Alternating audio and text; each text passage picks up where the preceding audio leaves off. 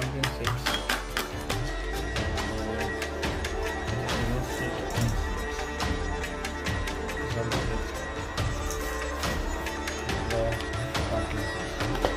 আচ্ছা, এটা দিয়ে কি তৈরি হবে?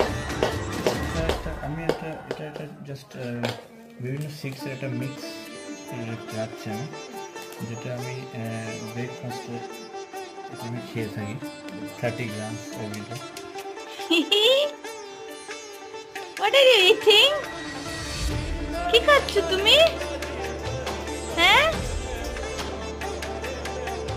দোকান খুলে নিয়ে বসেছো তুমি মামা? ও